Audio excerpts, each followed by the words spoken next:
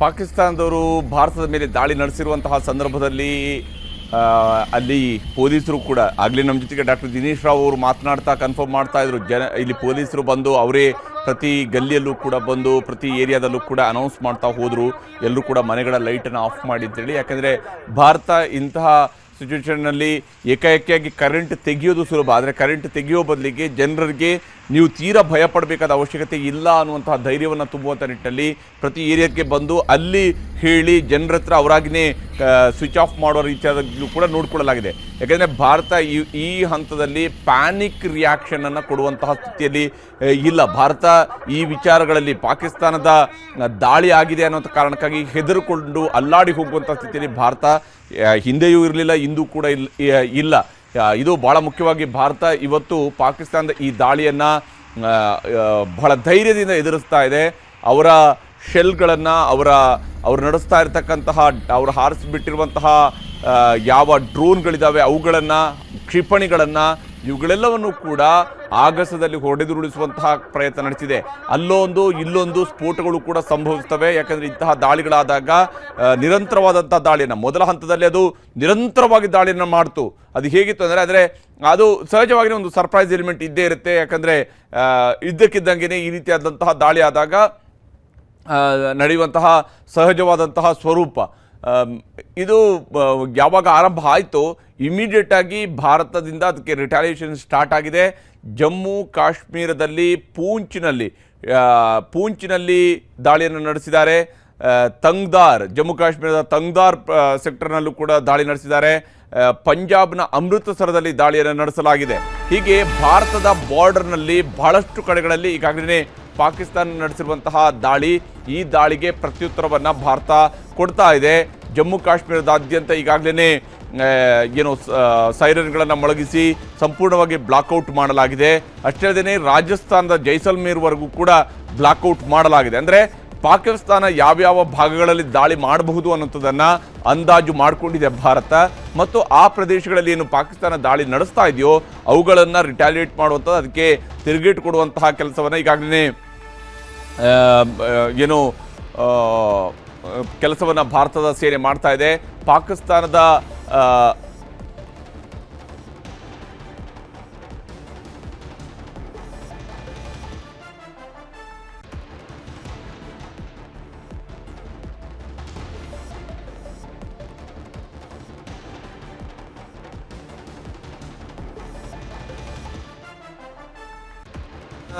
ಈಗಾಗಲೇ ಮಾಡ್ತಾ ಇರುವಂತಹದ್ದು ಅದು ಯಾವ ಸ್ವರೂಪದಲ್ಲಿ ದಾಳಿಯನ್ನು ನಡೆಸ್ತಾ ಇದೆ, ಅವಶೇಷಗಳು ಬಿದ್ದಂತಹ ಸ್ಥಳವನ್ನು ಸೀಲ್ ಮಾಡಿದೆ ಈಗ ಭಾರತದ ಸೇನೆ.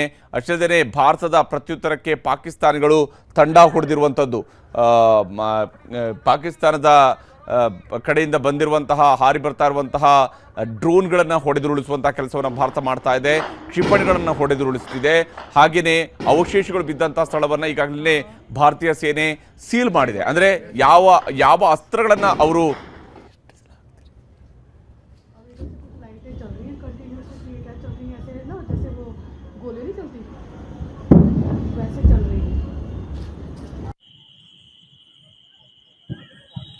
इधर देखना जल्दी सामने क्या चल रहा है. ಈಗಾಗಲೇ ಪಾಕಿಸ್ತಾನದ ಕಡೆಯಿಂದ ಹಾರಿ ಬಂದಿರತಕ್ಕಂತಹ ಪ್ರತಿಯೊಂದು ಅಸ್ತ್ರವನ್ನು ಕೂಡ ಹೊಡೆದುರುಳಿಸುವಂತಹ ಪ್ರಯತ್ನಕ್ಕೆ ಈಗ ಭಾರತ ಮುಂದಾಗಿದೆ. ಏನು ಅವರು ನಡೆಸ್ತಾ ಇರುವಂಥದ್ದು ಅಪ್ರಚೋದಿತವಂತಹ ಶೆಲ್ ದಾಳಿಯನ್ನು ಮಾಡ್ತಾ ಇದ್ದಾರೆ. ಪಾಕಿಸ್ತಾನದ ಕಡೆಯಿಂದ ಆಗ್ತಾ ಇರುವಂಥದ್ದು ಶೆಲ್ ದಾಳಿಯೂ ಕೂಡ ಆಗ್ತಾ ಇದೆ. ಹೀಗಾಗಿ ಬಹುತೇಕ ನಾಗರಿಕರನ್ನು ಅವರು ಟಾರ್ಗೆಟ್ ಮಾಡ್ತಾರೆ ಸ್ಪಷ್ಟ ಇದೆ. ಅಂದರೆ ಪಾಕಿಸ್ತಾನ ಪ್ರಕಾರ ಯಾರಿಗೆ ಬೇಕಿದ್ರೂ ಕೂಡ ಗುಂಡು ಹೊಡಿಬೋದು ಅಂತ, ಅದಕ್ಕೆ ಯಾವುದೇ ನೀತಿ ನಿಯಮ ಇವ್ಯಾವು ಕೂಡ ಇಲ್ಲ ಪಾಕಿಸ್ತಾನಕ್ಕೆ. ಯಾಕೆಂದರೆ ಅನಾಗರಿಕವಾಗಿ ವರ್ತಿಸುವಂಥದ್ದು ಮಾತ್ರ ಪಾಕಿಸ್ತಾನಕ್ಕೆ ಇರುವಂತಹ ಅದರ ಟ್ರೇಡ್ ಮಾರ್ಕ್ ಇರುವಂಥದ್ದೇ ಅದರ ಅನಾಗರಿಕತೆ. ಹೀಗಾಗಿ ಅನಾಗರಿಕವಾಗಿಯೇ ಅದು ವರ್ತಿಸ್ತಾ ಇದೆ. ತನ್ನ ಟ್ರೇಡ್ ಮಾರ್ಕ್ಗೆ ಹಾಳಾಗದ ರೀತಿಯಲ್ಲೇ ಪಾಕಿಸ್ತಾನ ವರ್ತಿಸ್ತಾ ಇರುವಂಥದ್ದು ಸ್ಪಷ್ಟ ಇದೆ. ಭಾರತದ ಪ್ರತ್ಯುತ್ತರಕ್ಕೆ ಈಗಾಗಲೇ ಪಾಕಿಸ್ತಾನಗಳು ತಂಡ ಹೊಡೆದಿದ್ದಾರೆ. ಯಾವ ಸ್ವರೂಪದಲ್ಲಿ ಅವರಿಗೆ ಏಟು ಬೀಳ್ತಾ ಇದೆ ಅಂತ ಹೇಳಿದರೆ ಪಾಕಿಸ್ತಾನ ಮುಟ್ಟಿ ನೋಡ್ಕೊಳ್ಳುವಂತಹ ಉತ್ತರವನ್ನು ಈಗ ಭಾರತ ಕೊಡೋದಕ್ಕೆ ಶುರು ಮಾಡಿದೆ ಆಲ್ರೆಡಿ. ಇನ್ನೇನು ಸ್ವಲ್ಪ ಹೊತ್ತಿನಲ್ಲಿ ಇದರ ಬಗೆಗಿನ ಸಂಪೂರ್ಣ ಅಪ್ಡೇಟ್ಸ್ ಕೂಡ ಸಿಗ್ತಾ ಹೋಗುತ್ತೆ. ಈಗಾಗಲೇ 3 ಯುದ್ಧ ವಿಮಾನಗಳನ್ನು, ಪಾಕಿಸ್ತಾನದ 3 ಯುದ್ಧ ವಿಮಾನಗಳನ್ನು ಹೊಡೆದುರುಳಿಸಲಾಗಿದೆ. ಅವರದೇ ವಾಯುನೆಲೆಯ ಸಮೀಪದಲ್ಲಿನೇ ಅವುಗಳನ್ನು ಹೊಡೆದುರುಳಿಸಲಾಗಿದೆ. ಯಾವಾಗ ಪಾಕಿಸ್ತಾನದ ಏರ್ ಬೇಸ್ಗಳಲ್ಲಿ ಯುದ್ಧ ವಿಮಾನಗಳು ಸ್ಕ್ರಾಂಬಲ್ ಆಗ್ತವೋ, ಅದರಲ್ಲಿ ಪೈಲಟ್ ಹತ್ತಿ ಕುಳಿತು ಅದನ್ನು ಆನ್ ಮಾಡ್ತಾನೋ, ಆ ಕ್ಷಣದಲ್ಲಿನೇ ಅವುಗಳ ಬಗೆಗಿನ ಮಾಹಿತಿಯನ್ನು ಭಾರತ ಮಾನಿಟರ್ ಮಾಡೋದಕ್ಕೆ ಶುರು ಮಾಡಿದೆ ಮತ್ತು ಅಲ್ಲಿ ಸ್ಕ್ರಾಂಬಲ್ ಆಗುವಂತಹ ಪ್ರತಿ ಯುದ್ಧ ವಿಮಾನದ ಮೇಲೂ ಕೂಡ ಟಾರ್ಗೆಟ್ ಮಾಡುವಂತಹ ಕೆಲಸವನ್ನು ಈಗ ಭಾರತ ಮಾಡುತ್ತೆ. ಪಾಕಿಸ್ತಾನ ಊಹಿಸಿಕೊಳ್ಳಲಾರದ ರೀತಿಯಾದಂತಹ, ಅವರ ಕಲ್ಪನೆಗೂ ಮೀರಿದ ರೀತಿಯಾದಂತಹ ಯುದ್ಧದ ಆಹ್ವಾನವನ್ನು ಪಾಕಿಸ್ತಾನ ಏನು ಭಾರತಕ್ಕೆ ಕೊಟ್ಟಿದೆ, ಅದಕ್ಕೆ ಅದರ ಕಲ್ಪನೆಗೂ ಮೀರಿದಂತಹ ಉತ್ತರವನ್ನು ಕೊಡುವ ಕೆಲಸವನ್ನು ಈಗ ಭಾರತ ಮಾಡ್ತಾ ಇದೆ. ಜಮ್ಮು ಕಾಶ್ಮೀರದಾದ್ಯಂತ ಸೈರನ್ ಮೊಳಗ್ತಾ ಇದೆ. ಸೈರನ್ನ ಮೂಲಕವಾಗಿ ಅಲರ್ಟ್ ಕೊಡಲಾಗಿದೆ. ಪಾಕಿಸ್ತಾನದ ದಾಳಿಯ ಹಿನ್ನೆಲೆಯಲ್ಲಿ ಈಗ ಭಾರತದ ಉತ್ತರದಿಂದ ಪಶ್ಚಿಮದ ಗಡಿಯವರೆಗೂ ಕೂಡ ಇರುವಂತಹ ಗಡಿ ಪ್ರದೇಶಗಳಿದ್ದಾವೆ. LOC ಮತ್ತು ಅಂತಾರಾಷ್ಟ್ರೀಯ ಗಡಿ ಏನಿರುತ್ತೆ ಭಾರತ ಮತ್ತು ಪಾಕಿಸ್ತಾನದ ನಡುವಿನ, ಈ ಅಂತಾರಾಷ್ಟ್ರೀಯ ಗಡಿ ಪ್ರದೇಶದಲ್ಲಿ ಮತ್ತು LOCಯಲ್ಲಿ ಎಲ್ಲ ಕಡೆಯಲ್ಲೂ ಕೂಡ ಈಗ ಸದ್ಯಕ್ಕೆ ಭಾರತ ಹೈ ಅಲರ್ಟ್ನಲ್ಲಿದೆ. ಸಂಪೂರ್ಣವಾಗಿ ಪಾಕಿಸ್ತಾನವನ್ನು ಹೊಡೆಯೋದಕ್ಕೆ ಬೇಕಾದಂತಹ, ಪಾಕಿಸ್ತಾನವನ್ನು ಬಗ್ಗು ಬಡಿಯೋದಕ್ಕೆ ಬೇಕಾದಂತಹ ಎಲ್ಲ ಪ್ರಯತ್ನವನ್ನು ಕೂಡ ಈಗ ಭಾರತ ಮಾಡ್ತಾ ಇದೆ. ಆ ಪ್ರಯತ್ನದಲ್ಲಿ ಈಗ ಭಾರತ ಸಾಗಿರುವಂಥದ್ದು, ಆ ಕೆಲಸವನ್ನು ಭಾರತ ಶುರು ಮಾಡಿದೆ. ಯಾಕಂದರೆ ದಾಳಿ ನಡೆದಂಥ ಸಮಯದಲ್ಲಿ 1, 2, 3 ಈ ರೀತಿಯಾದಂತಹ ದಾಳಿಗಳು ಆಗ್ತಾ ಇರ್ತವೆ. ಆ ದೇಶದ ಕಡೆಯಿಂದಲೂ ಕೂಡ ದಾಳಿ ಆಗುವಂಥದ್ದು ಸರ್ವೇ ಸಾಮಾನ್ಯ, ಸಹಜವಾಗಿ ನಡೀತಾ ಇರುತ್ತೆ. ಅದಕ್ಕೆ ತಿರುಗೇಟು ಕೊಡುವಂಥದ್ದು ಕೂಡ ಅಷ್ಟೇ ಮುಖ್ಯವಾಗಿರುವಂಥದ್ದು. ಆ ಕೆಲಸವನ್ನು ಈಗ ಭಾರತ ಶುರು ಮಾಡಿದೆ. ಭಾರತದ ಸುದರ್ಶನ ಚಕ್ರದಂತಿರುವಂತಹ S-400 ಏರ್ ಡಿಫೆನ್ಸ್ ಏನಿದೆ, ಅದರ ಮೂಲಕವಾಗಿ ಭಾರತ ಈಗಾಗಲೇ ಅದನ್ನು ಆಕ್ಟಿವೇಟ್ ಮಾಡಿ ಪಾಕಿಸ್ತಾನದ ಕ್ಷಿಪಣಿಗಳನ್ನು, ಅವರು ಹಾರಿಸಿದಂತಹ ಡ್ರೋನ್ಗಳನ್ನು ಆಗಸದಲ್ಲೇ ಹೊಡೆದುರುಳಿಸುವಂತಹ ಕೆಲಸವನ್ನು ಈಗ ಮಾಡ್ತಾ ಇದೆ ನಿರಂತರವಾಗಿ. ಇದು ನೇರ ಯುದ್ಧದ ಸ್ವರೂಪ ಅಷ್ಟೇ. ಅಂದರೆ ಅಲ್ಲಿಂದ ಬಂದಾಗ ಅವುಗಳನ್ನು ಹೊಡೆದುರುಳಿಸುವಂಥದ್ದು. ಇದು ಆಕ್ರಮಣದ ಸ್ವರೂಪ ಅಲ್ಲ, ನೇರವಾಗಿ ಅದು ಬಂದಾಗ ಕೊಡುವಂತಹ ಪ್ರತ್ಯುತ್ತರ. ಆದರೆ ಆಕ್ರಮಣವನ್ನು ಪಾಕಿಸ್ತಾನ ಆರಂಭಿಸಿರೋದ್ರಿಂದಾಗಿ ಮುಂದಿನದ್ದು ಪ್ರತಿ ಆಕ್ರಮಣ ಇದೆಯಲ್ಲ, ಅದು ಆಕ್ರಮಣವಾಗಿಯೇ ಪಾಕಿಸ್ತಾನಕ್ಕೆ ಅನ್ನಿಸ್ಬೇಕು. ಅಂದರೆ ಹೌದು, ಭಾರತದ ಮೇಲೆ ನಾವು ಆಕ್ರಮಣ ಮಾಡಿದ್ದಕ್ಕಾಗಿ ನಮ್ಮ ನೆಲದಲ್ಲೂ ಕೂಡ ಆಕ್ರಮಣ ನಡೆದಿದೆ ಅನ್ನುವಂಥದ್ದು. ಅದು ಆಕ್ರಮಣ ಆಗಿರೋದಿಲ್ಲ, ಅದರ ಆಕ್ರಂದನ ಆಗಿರುತ್ತೆ. ಪಾಕಿಸ್ತಾನದ ಪಾಲಿನ ಅತಿ ದೊಡ್ಡ ಆಕ್ರಂದನವಾಗಿ ಆ ಆಕ್ರಮಣ ಪರಿವರ್ತನೆ ಆಗುವಂಥದ್ದು. ನಿಶ್ಚಿತವಾಗಿ ಪಾಕಿಸ್ತಾನ ಕೊಟ್ಟಿರುವಂಥ ಆಹ್ವಾನವನ್ನು ಭಾರತ ಅಷ್ಟೇ ತೀವ್ರ ಸ್ವರೂಪದಲ್ಲಿ ಆ ರಣಬೀಳ್ಯವನ್ನು ಭಾರತವು ಕೂಡ ಸ್ವೀಕರಿಸುತ್ತೆ ಮತ್ತು ಭಾರತ ಅದನ್ನು ಅಷ್ಟೇ ಸ್ವರೂಪದಲ್ಲಿ ಅದಕ್ಕೆ ತಿರುಗೇಟು ಕೊಡುವಂಥ ಕೆಲಸವನ್ನು ಮಾಡುವ ಎಲ್ಲ ಲಕ್ಷಣಗಳು ಕೂಡ ಗೋಚರಿಸ್ತಾ ಇರುವಂಥದ್ದು. ಪಾಕಿಸ್ತಾನದ ದಾಳಿಯನ್ನು ಈಗಾಗಲೇ S-14 ಮೂಲಕವಾಗಿ ಹಿಮ್ಮೆಟ್ಟಿಸಲಾಗಿದೆ, ಹೊಡೆದುರುಳಿಸಲಾಗಿದೆ. ಹಾಗೆಯೇ ಪಾಕಿಸ್ತಾನ ನಡೆಸ್ತಾ ಇರುವಂತಹ ದಾಳಿಯ ಪ್ರತಿಯೊಂದು ಹಂತದಲ್ಲೂ ಕೂಡ, ಪ್ರತಿ ಸ್ಥಳದಲ್ಲೂ ಕೂಡ ಪಾಕಿಸ್ತಾನಕ್ಕೆ ಈಗ ತಿರುಗೇಟು ಕೊಡುವಂತಹ ಕೆಲಸವನ್ನು ಮಾಡಲಾಗ್ತಾ ಇದೆ. ರಾಜನಾಥ್ ಸಿಂಗ್ ಅವರನ್ನ ಇದೇ ಸಂದರ್ಭದಲ್ಲಿ ಸೇನಾ ಮುಖ್ಯಸ್ಥರು ಕೂಡ ಭೇಟಿಯಾಗಿದ್ದಾರೆ. ಅವರ ಜೊತೆಗೆ ಮಾತನಾಡ್ತಾ ಇದ್ದಾರೆ. ಏನೇನು ನಡೀತಾ ಇದೆ ಅನ್ನೋಂಥದ್ದನ್ನು ಕೂಡ ವಿವರಿಸಿದ್ದಾರೆ. ಬಹುಶಃ ಭಾರತ ಇವಾಗ ಭಾರತದ ಕಡೆಯಿಂದ ಯಾವ ಸ್ವರೂಪದ ಉತ್ತರ ಸಿಗುತ್ತೆ ಅನ್ನುವಂಥದ್ದು ಬಹಳ ಮುಖ್ಯವಾಗಿರುವಂಥದ್ದು. ಮೊನ್ನೆ ನಡೆದಿರುವಂಥದ್ದು ಒಂದು ಆಪರೇಷನ್ ಮಾತ್ರ, ಆದರೆ ಈಗ ನಡೀತಾ ಇರುವಂಥದ್ದು ಪಾಕಿಸ್ತಾನ ನಡೆಸ್ತಾ ಇರುವಂಥದ್ದು ಇದೆಯಲ್ಲ, ಇದು ಯುದ್ಧಕ್ಕೆ ಕೊಟ್ಟಿರುವ ಆಹ್ವಾನ ಭಾರತದ ಕಡೆಗೆ ಅನ್ನುವಂಥದ್ದನ್ನು ಭಾರತ ಇಷ್ಟಕ್ಕೇ ಪಾಕಿಸ್ತಾನದ ಪ್ರತಿಯೊಂದು ದಾಳಿಯನ್ನು ಕೂಡ ಪಾಕಿಸ್ತಾನಕ್ಕೆ ಮುಟ್ಟಿ ನೋಡಿಕೊಳ್ಳುವಂತಹ ಉತ್ತರವನ್ನು ಕೊಡಲಾಗ್ತಾ ಇದೆ. ಪಾಕಿಸ್ತಾನವನ್ನು ವಿಶ್ವದ ಭೂಪಟದಿಂದಲೇ ಅಳಿಸಿ ಹಾಕಿ ಅನ್ನುವಂತಹ ಮಾತನ್ನು ಜಮ್ಮು ಕಾಶ್ಮೀರದ ಮಾಜಿ DGP ಮಾತನಾಡ್ತಾ ಹೇಳಿದ್ದಾರೆ. ಅದನ್ನು ವಿಶ್ವದ ಭೂಪಟದಿಂದಲೇ ಅಳಿಸಿ ಹಾಕಬೇಕು. ಯಾಕಂದರೆ ಅದು ಒಂದು ಕೆಟ್ಟ ರಾಷ್ಟ್ರ ಅನ್ನುವಂಥದ್ದು ಈಗಾಗಲೇ ಜಗತ್ತಿಗೆ ಗೊತ್ತಾಗಿದೆ. 1 ಗಂಟೆ 40ರಿಂದ 50 ಡ್ರೋನ್ಗಳನ್ನು ಅದು ಹಾರಿಸಿದೆ ಅಂತೇಳಿ. ಅಂದರೆ ಒಂದೇ ಸಲಕ್ಕೆ ಸರಮಾಲೆಯ ರೀತಿಯಲ್ಲಿ ಕಳಿಸಿದ ತಕ್ಷಣ ಭಾರತ ಹೆದರ್ಕೊಳ್ಳುತ್ತೆ. ಪಾಕಿಸ್ತಾನದ ಬುದ್ಧಿ ಹೇಗಿದೆ ಅಂತ ಹೇಳಿದರೆ, ಭಾರತ 9 ಕಡೆಯಿಂದ 9 ಕಡೆಯಲ್ಲಿ ದಾಳಿ ಮಾಡಿದೆ ಅಂತ ಹೇಳಿದರೆ ನಾವು 15 ಕಡೆಯಲ್ಲಿ ಮಾಡಬೇಕು. ಈ ರೀತಿಯಾದಂತಹ ಯೋಚನೆಯಲ್ಲಿ ಪಾಕಿಸ್ತಾನ ಕೆಲಸ ಮಾಡ್ತಾ ಇರೋಂಥದ್ದು ಗೊತ್ತಾಗ್ತದೆ. ಇದೆ. ಒಂದು ರೀತಿಯಾಗಿ ಪಾಕಿಸ್ತಾನದ ಸದ್ಯದ ಪರಿಸ್ಥಿತಿ ಹೇಗಿದೆ ಅಂತ ಹೇಳಿದರೆ, ಈ ಟ್ರೋಲ್ಗಳಲ್ಲಿ ಒಬ್ಬರು ಒಂದು ಕಾಮೆಂಟ್ ಮಾಡಿದಾಗ ಅದಕ್ಕೆ 10 ಕಾಮೆಂಟ್ ಮಾಡ್ತಿರ್ತಾರಲ್ಲ, ಆ ರೀತಿಯಾದಂತಹ ಟ್ರೋಲ್ ರೀತಿಯಾದಂತಹ ದಾಳಿಯನ್ನು ಮಾಡೋದಕ್ಕೆ ಹೋಗಿದೆ. ಯಾಕೆಂದರೆ ಅಲ್ಲಿಯ ರಕ್ಷಣಾ ಸಚಿವನೇ ಏನು ಸಾಕ್ಷಿ ಇದೆ ಅಂತ ಹೇಳಿದರೆ ಸೋಷಿಯಲ್ ಮೀಡಿಯಾದಲ್ಲಿದೆ ಅಂತ ಹೇಳ್ತಂತಹ ವ್ಯಕ್ತಿಯಿಂದ ಇನ್ಯಾವ ರೀತಿಯಾದಂಥ ನಿರೀಕ್ಷೆ ಮಾಡಬಹುದು ಅಂಥದ್ದೇ ಸ್ವರೂಪದಲ್ಲಿ ಈಗ ಆಗಿರುವಂಥದ್ದು. ಜಮ್ಮು ಕಾಶ್ಮೀರದ ಮಾಜಿ DGP ಅವರು ಮಾತನಾಡಿದ್ದಾರೆ, ಅವರ ಮಾತುಗಳನ್ನು ಕೂಡ ನಿಮಗೆ ತೋರಿಸ್ತೀನಿ. मैं जम्मू से बोल रहा हूं. लगभग 1 घंटे से 40 से 50 एक्सप्लोजन्स की आवाज सुन चुका हूं और हमारा S-400 जो एयर डिफेंस सिस्टम है बहुत बढ़िया काम कर रहा है. और इसको मैंने सुना है जम्मू एयरपोर्ट पर और बाकी हिस्सों पर हमला हुआ है और इन सब को इंटरसेप्ट किया गया है. लेकिन मैं ये भी आपको श्योर करना चाहता हूं, माता वैष्णो देवी का हमेशा जम्मू पर हाथ रहा है और हमारा कोई नुकसान नहीं होगा. सिर्फ वक्त आ गया है. पाकिस्तान, मैंने पहले भी बोला था, पाकिस्तान के 4 हिस्से होंगे. अब भारत को पाकिस्तान को सबक सिखाना चाहिए. ये पूरे सिविलियन इलाकों को हमला कर रहे हैं. अब इनको इसका जवाब मिलना चाहिए और इसके पाकिस्तान की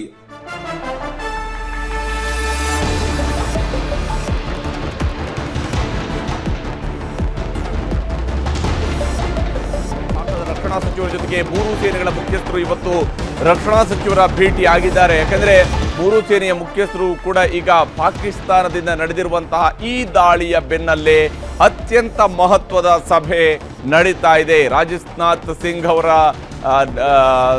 ಅವರನ್ನ ಭೇಟಿಯಾಗಿದ್ದಾರೆ. ಭಾರತದ 3 ಸೇನೆಗಳ ಮುಖ್ಯಸ್ಥರು ರಕ್ಷಣಾ ಸಚಿವರನ್ನ ಭೇಟಿಯಾಗಿ ಅವರ ಜೊತೆಗೆ ಮಾತುಕತೆಯನ್ನು ನಡೆಸ್ತಾ ಇದ್ದಾರೆ. ಮುಂದಿನ ಕ್ರಮಗಳು ಹೇಗಿರಬೇಕು, ಯಾಕೆಂದರೆ ಇದು ಬಹುಶಃ ಕಾರ್ಯಕ್ರಮದ ಈಗ ಉದ್ಘಾಟನೆ ಮಾಡುವಂತಹ ಕೆಲಸವನ್ನು ಪಾಕಿಸ್ತಾನ ಮಾಡಿದ್ರಿಂದಾಗಿ ಅದಕ್ಕೆ ಮಂಗಳ ಹಾಡುವಂತಹ ಕೆಲಸವನ್ನು ಭಾರತ ಮಾಡಬೇಕಾಗಿರುತ್ತೆ. ಈ ಕೆಲಸಕ್ಕೆ ಈಗ ಭಾರತ ಮುಂದಾಗ್ತಾ ಇರುವಂಥದ್ದು. ಪಾಕ್ನಿಂದ ದಾಳಿ ಯತ್ನ ನಡೆದಿರುವಂತಹ ಕಾರಣಕ್ಕಾಗಿ ರಾಜನಾಥ್ ಸಿಂಗ್ ಅವರನ್ನ ಭೇಟಿಯಾಗಿ ಸೇನಾ ಮುಖ್ಯಸ್ಥರು ಮಾತನಾಡ್ತಾ ಇದ್ದಾರೆ. ಆಗಲೇ ಏನು ಜಮ್ಮು ಕಾಶ್ಮೀರದ ಮಾಜಿ ನಿವೃತ್ತ DGP ಹೇಳ್ತಾ ಇದ್ದಂತಹ ಮಾತುಗಳನ್ನು ನಾವು ಕೇಳ್ತೀವಿ. ಸುಮಾರು 1 ಗಂಟೆಗಳ ಕಾಲ 40ರಿಂದ 50 ಎಕ್ಸ್ಪ್ಲೋಷನ್ಸ್ಗಳು, ಸ್ಫೋಟಗಳು ಅಲ್ಲಿ ಸಂಭವಿಸಿದ್ದಾವೆ. ಸಿಯಾಲ್ಕೋಟ್ ಮೇಲೆ ಈಗ ಭಾರತ ದಾಳಿಯನ್ನು ನಡೆಸಿದೆ. ಸಿಯಾಲ್ಕೋಟ್ ಭಾರತದ ಪಕ್ಕದಲ್ಲೇ ಇರತಕ್ಕಂತಹ ನಗರ. ಸಿಯಾಲ್ಕೋಟ್ ಮೇಲೆ ಈಗ ದಾಳಿ ಆಗಿದೆ. ಭಾರತದಿಂದ ಕೌಂಟರ್ ಅಟ್ಯಾಕ್ ಶುರುವಾಗಿದೆ. ಸಿಯಾಲ್ಕೋಟನ್ನು ಉಳಿಸ್ಕೊಳ್ಳೋದಕ್ಕೆ ಸಾಧ್ಯ ಆಗುತ್ತಾ ಪಾಕಿಸ್ತಾನಕ್ಕೆ ಅಂತ ನೋಡಬೇಕು. ಭಾರತದ ಜಮ್ಮುವಿನ ಮೇಲೆ ನಡೆದಂತಹ ದಾಳಿಯನ್ನು ಅಲ್ಲೇನೇ ಕೌಂಟರ್ ಮಾಡಿರುವಂತಹ ಭಾರತ, ಮತ್ತೊಂದು ಕಡೆ ಭಾರತ ಈಗ ಕೌಂಟರ್ ಅಟ್ಯಾಕ್ ಅನ್ನು ಮಾಡಿದೆ. ಸಿಯಾಲ್ಕೋಟ್ ಮೇಲೆ ಈಗ ದಾಳಿಯನ್ನು ನಡೆಸಿರುವಂಥದ್ದು. ಸಿಯಾಲ್ಕೋಟನ್ನ ಮೇಲೆ ಭಾರತದ ದಾಳಿ ಶುರುವಾಗಿದೆ.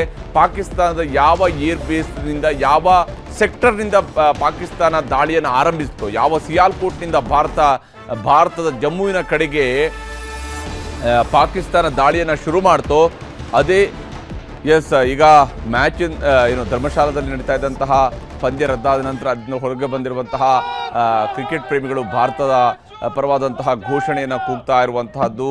ಯಾಕೆಂದರೆ ಕ್ರಿಕೆಟ್ ಪಂದ್ಯ ನೋಡೋದಕ್ಕೆ ಬಹಳಷ್ಟು ಟೈಮ್ ಇರುತ್ತೆ. ನಾವು ಆರಾಮಾಗಿ ಕ್ರಿಕೆಟ್ ಪಂದ್ಯಗಳನ್ನು ಎಂಜಾಯ್ ಮಾಡ್ಬೋದು. ನಾಳೆ ನಾಡಿದ್ರಿಂದ ಮತ್ತೆ ಕ್ರಿಕೆಟ್ ಪಂದ್ಯಗಳು ಯಥಾಪ್ರಕಾರವಾಗಿ ಮುಂದುವರಿತವೆ. ಆದರೆ ಭಾರತದ ಮೇಲೆ ನಡೆಸಿರುವಂತಹ ಈ ದಾಳಿಯ ಸಂದರ್ಭದಲ್ಲಿ ಉತ್ತರವನ್ನು ಕೊಡುವಂತಹ ಕಾರಣಕ್ಕಾಗಿ ಭಾರತ ಸೇನೆ ಕೊಟ್ಟಿರುವಂತಹ ಸೂಚನೆ ಮೇರೆಗೆ ಪಂದ್ಯಾವಳಿಯನ್ನು ರದ್ದು ಮಾಡಲಾಗಿದೆ.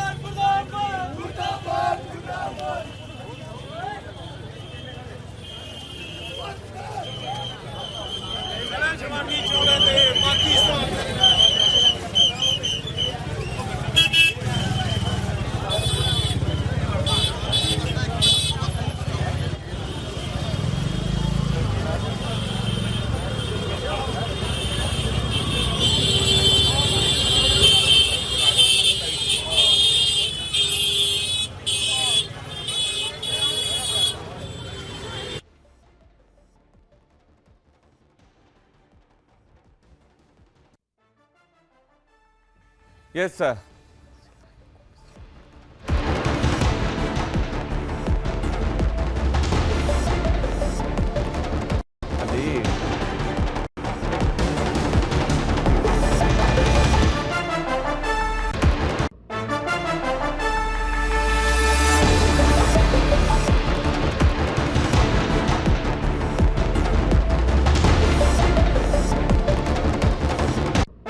ಭಾರತ ಯಾವುದನ್ನ ಯಾವ ಸಂದರ್ಭದಲ್ಲಿ ಯಾವ ಕಡೆಗಳಲ್ಲಿ ಅಟ್ಯಾಕ್ ಮಾಡಬೇಕು ಅವುಗಳನ್ನು ಈಗ ಶುರು ಮಾಡಿದೆ ಮತ್ತು ಭಾರತ ಪಾಕಿಸ್ತಾನಕ್ಕೆ ಮುಟ್ಟಿ ನೋಡಿಕೊಳ್ಳುವಂತಹ ಉತ್ತರವನ್ನು ಕೊಡುವಂತಹ ಸಮಯವೂ ಕೂಡ ಪಾಕಿಸ್ತಾನವೇ ಆಹ್ವಾನಿಸಿರುವುದರಿಂದಾಗಿ ಆ ಆಹ್ವಾನವನ್ನು ಅತ್ಯಂತ ಗಂಭೀರವಾಗಿ ಭಾರತವು ಕೂಡ ತೆಗೆದುಕೊಂಡಿದೆ.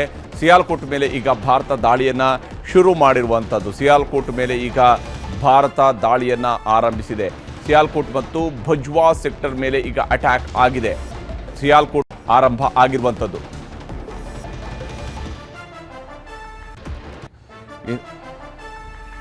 ಅವರುಗಳಿಗೆ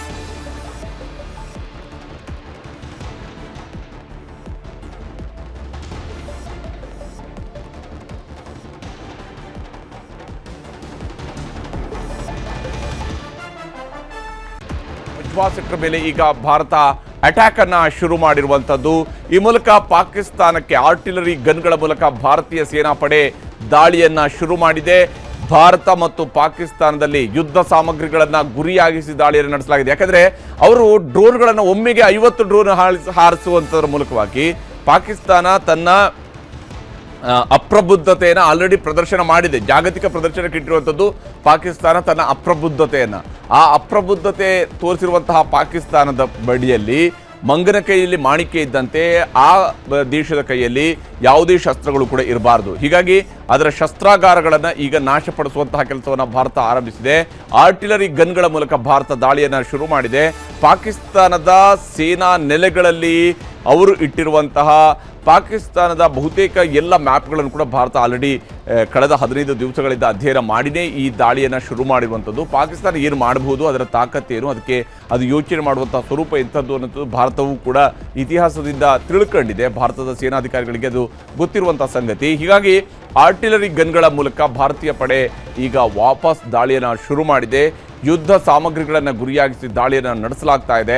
ಪಾಕಿಸ್ತಾನದ ರೀತಿಯಲ್ಲಿ ಅನಾಗರಿಕವಾಗಿ ವರ್ತಿಸುವಂಥದ್ದು ಭಾರತದ ಕ್ರಮ ಆಗಿರೋದಿಲ್ಲ. ಹೀಗಾಗಿ ಭಾರತ ಪಾಕಿಸ್ತಾನವನ್ನು ಹೇಗೆ ಯಾವ ಸ್ವರೂಪದಲ್ಲಿ ಅದನ್ನು ಹೊಡಿಬೇಕೋ ಅದೇ ಸ್ವರೂಪದಲ್ಲಿ ಈಗ ಹೊಡೆಯೋದಕ್ಕೆ ಶುರು ಮಾಡ್ತಾ ಇದೆ. ಸಿಯಾಲ್ಕೋಟ್ ಮೇಲೆ ಭಾರತ ಪ್ರತಿದಾಳಿಯನ್ನು ಆರಂಭಿಸಿದೆ. ಪಾಕಿಸ್ತಾನ ತನ್ನ ಒಂದೊಂದು ನೆಲೆಗಳನ್ನು ಕೂಡ ಕಳೆದುಕೊಳ್ಳಲೇಬೇಕಾದಂತಹ ಪರಿಸ್ಥಿತಿ ಈಗ ನಿರ್ಮಾಣ ಆಗುವಂಥದ್ದು. ಭಾರತದ ಕಡೆಯಿಂದ ಈಗ ದಾಳಿ ಶುರುವಾಗಿದೆ. ಪಾಕಿಸ್ತಾನ ಸಂಜೆ 7 ಗಂಟೆಗೆ ಕೊಟ್ಟಂಥ ಆಹ್ವಾನಕ್ಕೆ ಸರಿಯಾದಂತಹ ಸಮಯವನ್ನು ನೋಡಿ ಈಗ ಪ್ರತಿ ಉತ್ತರವನ್ನು ಕೊಡುವಂತಹ ಕೆಲಸವನ್ನು ಈಗ ಭಾರತ ಮಾಡಿದೆ. ಪಾಕಿಸ್ತಾನದ ಒಂದೊಂದೇ ಸೇನಾ ನೆಲೆಗಳನ್ನು ಈಗ ಟಾರ್ಗೆಟ್ ಮಾಡುವಂತಹ ಕೆಲಸವನ್ನು ಕೂಡ ಭಾರತದ ಕಡೆಯಿಂದ ಶುರು ಮಾಡಲಾಗಿದೆ. ಸಿಯಾಲ್ಕೋಟ್ ಮೇಲೆ ಈಗ ಭಾರತ ಪ್ರತಿದಾಳಿಯನ್ನು ಮಾಡ್ತಾ ಇದೆ. ಸಿಯಾಲ್ಕೋಟ್ ಭಾಗದಿಂದಲೇ ಭಾರತದ ಜಮ್ಮುವಿನ ಮೇಲೆ ಅವರು ಅಟ್ಯಾಕ್ ಮಾಡಿದ್ದಾರೆ. ಸಿಯಾಲ್ಕೋಟ್ ಭಾರತದ ಪಕ್ಕದಲ್ಲೇ ಇರತಕ್ಕಂತಹ ನಗರ, ಅದು ಸಿಯಾಲ್ಕೋಟ್ ನಗರ. ಹೀಗಾಗಿ ಸಿಯಾಲ್ಕೋಟ್ ಕಡೆಗೆ ಈಗ ಭಾರತ ನುಗ್ಗಿ ಹೊಡೆಯುವಂತಹ ಪ್ರಯತ್ನವನ್ನು ಶುರು ಮಾಡಿದೆ. ಸಿಯಾಲ್ಕೋಟ್ ಭಾಗದಲ್ಲಿ ಪಾಕಿಸ್ತಾನದ ಸಿಯಾಲ್ಕೋಟ್ ಭಾಗದಲ್ಲಿ ಈಗ ದಾಳಿ ಶುರುವಾಗಿದೆ. ಇದು ಬೇರೆ ಬೇರೆ ನಗರಗಳ ಕಡೆಗೆ, ಬೇರೆ ಬೇರೆ ಊರುಗಳ ಕಡೆಗೆ, ಬೇರೆ ಬೇರೆ ತಾಲೂಕು ಕೇಂದ್ರಗಳ ಕಡೆಗೂ ಕೂಡ ಅದು ಮುಂದುವರಿಬಹುದು. ಯಾಕೆಂದರೆ ಪಾಕಿಸ್ತಾನ ಎಲ್ಲೆಲ್ಲಿ ತನ್ನ ಸೇನಾ ನೆಲೆಗಳನ್ನು ಇಟ್ಕೊಂಡಿದೆಯೋ ಆ ಎಲ್ಲ ಸೇನಾ ನೆಲೆಗಳನ್ನು ಕೂಡ ಧ್ವಂಸ ಮಾಡ್ತಾ ಹೋಗಬೇಕಾಗಿರುತ್ತದೆ. ಭಾರತಕ್ಕೂ ಕೂಡ ಇರುವಂತಹ ಭಾಳ ಮುಖ್ಯವಾದಂತಹ ಟಾರ್ಗೆಟ್ ಆಗಿರುತ್ತೆ. ಹೀಗಾಗಿ ಆ ಕೆಲಸವನ್ನು ಭಾರತ ಶುರು ಮಾಡಿದೆ. ಪ್ರಧಾನಮಂತ್ರಿ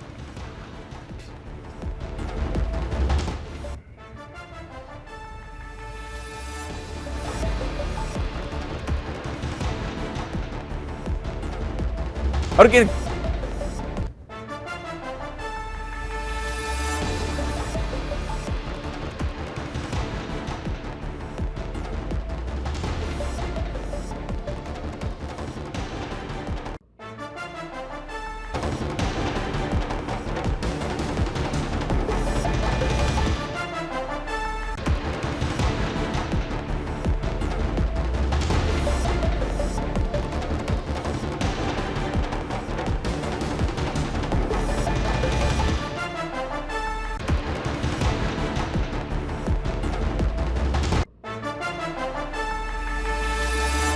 ಅಜಿತ್ ದೋವಲ್ ಅವರು ಭೇಟಿಯಾಗಿದ್ದಾರೆ. ಆ ಮೂಲಕವಾಗಿ ಏನು ಮಾಡಬೇಕಾಗತ್ತೆ, ಭಾರತದ ಮೇಲೆ ದಾಳಿ ನಡೆಸಿರುವುದರಿಂದಾಗಿ ದೆಹಲಿಯಲ್ಲಿ ಈಗ ಬಹಳ ಬ್ಯುಸಿಯಾಗಿರುವಂಥ ಮತ್ತು ಬಿಸಿ ಬಿಸಿಯಾಗಿರುವಂತಹ ಚರ್ಚೆಗಳು ಶುರುವಾಗಿದ್ದಾವೆ.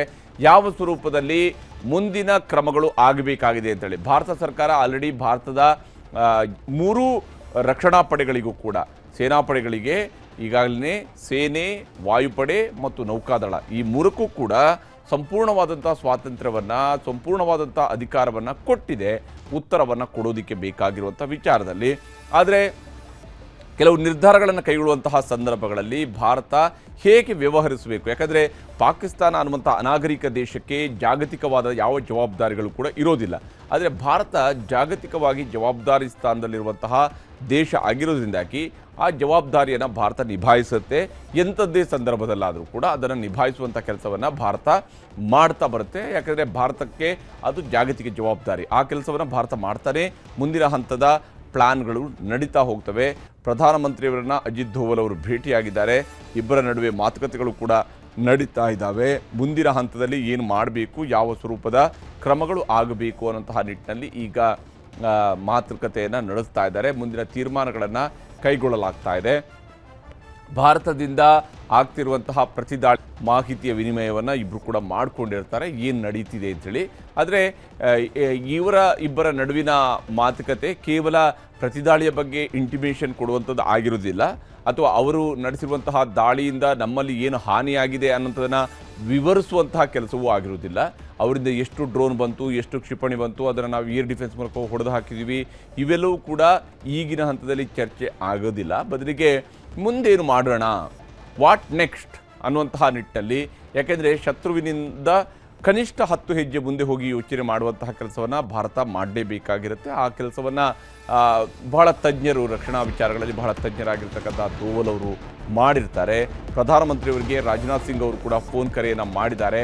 3 ಸೇನಾ ಮುಖ್ಯಸ್ಥರಿಂದ ಮಾಹಿತಿಯನ್ನು ಪಡೆದು ಪ್ರಧಾನಮಂತ್ರಿಯವರು ಕೂಡ ವಿವರಿಸಿದ್ದಾರೆ. ಆ 3 ರಕ್ಷಣಾ ಪಡೆಗಳವರು ಏನು ಮಾಡ್ತಾರೆ ಅನ್ನೋಂಥದ್ದನ್ನು ಕೂಡ ಹೇಳಿದ್ದಾರೆ. ಗಡಿಯಲ್ಲಿ ಆಗ್ತಿರುವಂತಹ ಬೆಳವಣಿಗೆಗಳ ಬಗ್ಗೆ ಸಂಪೂರ್ಣವಾದಂತಹ ವಿವರವನ್ನು ಈಗಾಗಲೇ ರಾಜನಾಥ್ ಸಿಂಗ್ ಅವರ ಮನೆಯಲ್ಲಿರುವಂತಹ ಸೇನಾ ಮುಖ್ಯಸ್ಥರಿಂದ ಬಂದಿರುವಂತಹ ಮಾಹಿತಿಗಳನ್ನು ನೀಡಲಾಗಿದೆ. ಇನ್ನು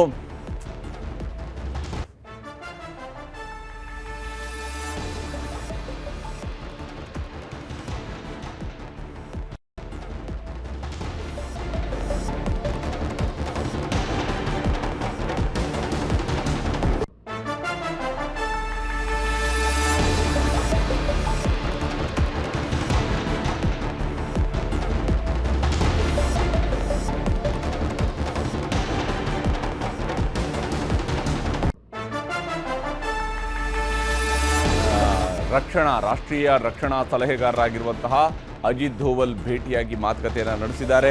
ಹಾಗೆಯೇ ಭಾರತದ ರಕ್ಷಣಾ ಸಚಿವರು ಈಗಾಗಲೇ ಪ್ರಧಾನಮಂತ್ರಿಯವರಿಗೂ ಕೂಡ ಮಾಹಿತಿಯನ್ನು ವಿನಿಮಯ ಮಾಡಿಕೊಂಡಿದ್ದಾರೆ. ಗಡಿಯಲ್ಲಿ ಆಗ್ತಿರುವಂತಹ ಬೆಳವಣಿಗೆಗಳ ಬಗ್ಗೆ ಸಂಪೂರ್ಣವಾದಂತಹ ವಿವರವನ್ನು ನೀಡಲಾಗಿದೆ. ರಾಜನಾಥ್ ಸಿಂಗ್ ಮನೆಯಲ್ಲಿ ಸೇನಾ ಮುಖ್ಯಸ್ಥರಿದ್ದಾರೆ. ಈ ಮೂಲಕ ಭಾರತ ಮುಂದಿನ ಕ್ರಮಗಳ ಕಡೆಗೆ ಈಗ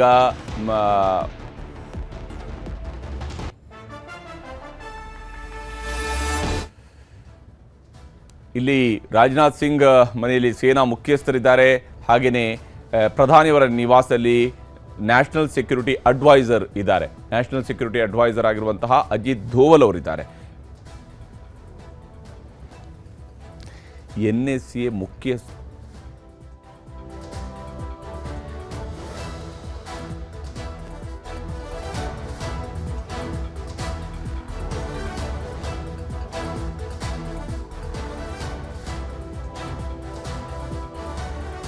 ದೆಹಲಿಯ ಪ್ರಧಾನಮಂತ್ರಿಯವರ ನಿವಾಸದಲ್ಲಿ ಒಂದು ಕಡೆಯಲ್ಲಿ NSA ಇದ್ದಾರೆ, ಮತ್ತೊಂದು ಕಡೆಯಲ್ಲಿ ರಾಜನಾಥ್ ಸಿಂಗ್ ಅವರ ಜೊತೆಗೆ 3 ಸೇನೆಗಳ ಮುಖ್ಯಸ್ಥರಿದ್ದಾರೆ. 3 ಸೇನೆಗಳ, ಅದರಲ್ಲೂ ಭಾರತದ ಸೇನಾಪಡೆಯ ಮುಖ್ಯಸ್ಥರು ಇವತ್ತು ಪ್ರಧಾನಮಂತ್ರಿಯವರು ಕೂಡ ಸಂಜೆ ಹೊತ್ತಿನಲ್ಲಿ ಭೇಟಿಯಾಗಿ ಮಾತುಕತೆಯನ್ನು ನಡೆಸಿದರು. ಇಲ್ಲಿವರೆಗೆ ವಾಯುಪಡೆಗಳು ಕಾರ್ಯಾಚರಣೆಯನ್ನು ಶುರು ಮಾಡಿದ್ವು.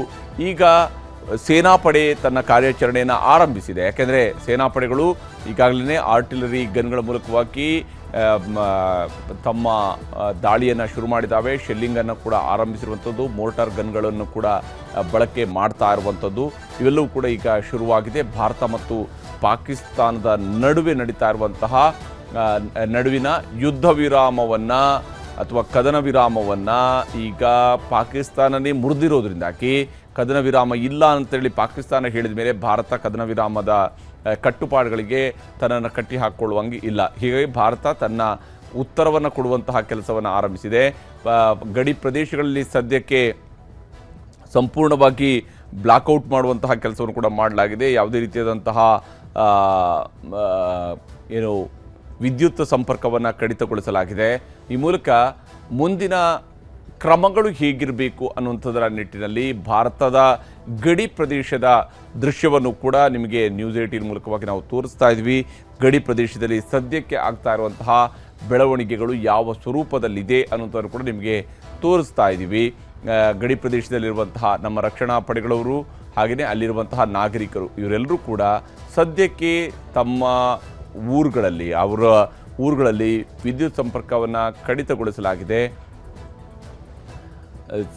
ಇದು ಪಂಜಾಬ್ ಭಾಗದಲ್ಲಿ ಇರುವಂತಹ ದೃಶ್ಯವನ್ನು ನಾವು ನಿಮಗೆ ತೋರಿಸ್ತಾ ಇದ್ವಿ. ಸದ್ಯಕ್ಕೆ ಅಲ್ಲಿಯ ಹಳ್ಳಿಗಳಲ್ಲೂ ಕೂಡ ಸಂಪೂರ್ಣವಾಗಿ ಜನ ಅಲರ್ಟ್ ಆಗಿದ್ದಾರೆ. ಯಾವುದೇ ಕ್ಷಣದಲ್ಲೂ ಕೂಡ ಪಾಕಿಸ್ತಾನದ ಕಡೆಯಿಂದ ಆಗಬಹುದಾಗಿರುವಂಥ ಯಾವುದೇ ಸ್ವರೂಪದ ದಾಳಿಯನ್ನು ಎದುರಿಸುವಂತಹ ನಿಟ್ಟಲ್ಲಿ ನಾಗರಿಕರು ಮಾನಸಿಕವಾಗಿ ಸಜ್ಜಾಗಿದ್ದಾರೆ. ಯಾಕೆಂದರೆ ನಮ್ಮ ನಾಗರಿಕರಿಗಿರುವಂತಹ ಸಂಪೂರ್ಣ ವಿಶ್ವಾಸ ಭಾರತದ ಸೇನಾಪಡೆಗಳ ತೋಳಿನಲ್ಲಿರುವಂತಹ ಬಲ. ಯಾಕೆಂದರೆ ಭಾರತದ ಸೇನಾಪಡೆಗಳು ಭಾರತದ ರಕ್ಷಣೆಯ ಕೆಲಸವನ್ನು ಅತ್ಯಂತ ಯಶಸ್ವಿಯಾಗಿ ಈ ಹಿಂದೆಯೂ ಮಾಡಿದ್ವು, ಈಗಲೂ ಕೂಡ ಮಾಡ್ತವೆ. ಮತ್ತು ಈ ಮೂಲಕವಾಗಿ ಪಾಕಿಸ್ತಾನ ನಡೆಸಿರುವಂತಹ ಇಂತಹ ದಾಳಿಗೆ ದೊಡ್ಡದಾದಂತಹ ಉತ್ತರವನ್ನು ಈಗ ಭಾರತ ಕೊಡುವಂಥದ್ದು ಇದ್ದೇ ಇದೆ ಅನ್ನುವಂಥದ್ದನ್ನು ಅಲ್ಲಿಯ ಜನ ಕೂಡ ಅಂದ್ಕೊಂಡಿದ್ದಾರೆ. ಅದನ್ನು ಅದೇ ಸ್ವರೂಪದಲ್ಲಿ ಅವರೆಲ್ಲರೂ ಕೂಡ ಇರುವಂತಹ ದೃಶ್ಯವನ್ನು ನಾವು ನೋಡ್ತಾ ಇದ್ವಿ.